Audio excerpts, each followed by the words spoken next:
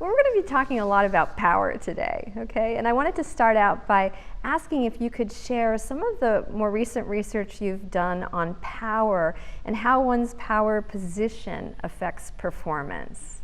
Sure, yeah, this is an exciting area of research for me because what we've been studying is how people who may feel psychologically disadvantaged because of the role that they are assuming in a negotiation can overcome that disadvantage. So to give you a concrete example, imagine a job candidate and a job recruiter. Most people would agree that irrespective of how many job offers that candidate has, this is a prototypical situation where the candidate may feel psychologically in the one-down position. And so what we find is that when the pressure is turned up in this situation, it can lead people who are feeling like they're in the low-power position, again, irrespective of how many offers they have and what their alternatives are.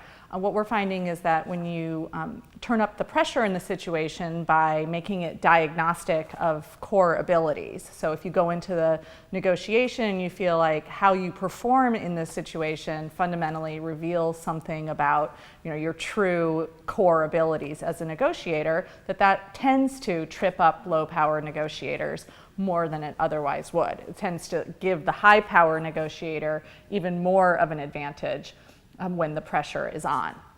And so in our research, what we've done is we've explored how that disadvantage can be mitigated.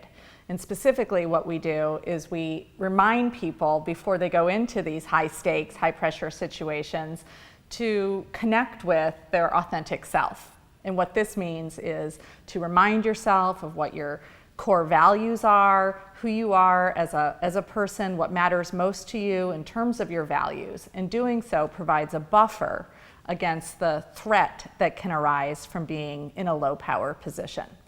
So there's actual techniques to sort of help you in these kinds of pressure cooker situations. That's right. So we know that there's a lot, half the work in a negotiation takes place before you get to the bargaining table. And so what we're doing is adding some techniques to the toolkit.